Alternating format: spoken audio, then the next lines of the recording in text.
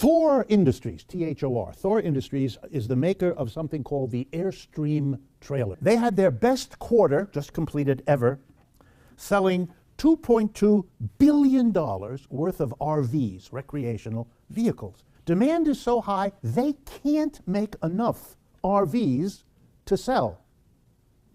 That's not true of hardly any industry in America right now.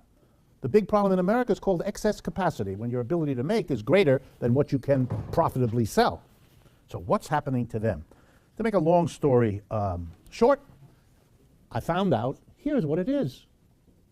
We have two groups of people who are buying these things like there's no tomorrow. The first one is old people, retirees, who have figured out that they can't live the way they have been now that they are retired. And one of the things that's a big burden on them is the housing.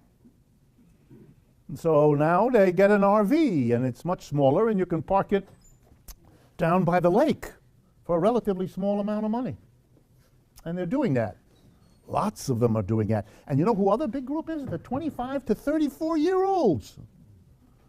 Because it turns out with the modern gig economy, otherwise known as the sharing economy, things which make it sound much better than what it is, they have no security. How in the world are they going to make a commitment to buy a house with all the payments over those years? They can't do that.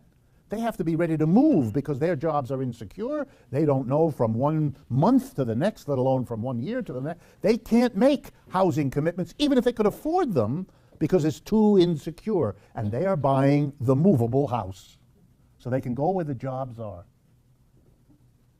When you hear the word recovery and you see a statistic, look at the increasing production, among other things, of this, you're not observing a recovery. You're observing a downward ratcheting down of the standard of living, all hidden by the way these numbers are interpreted.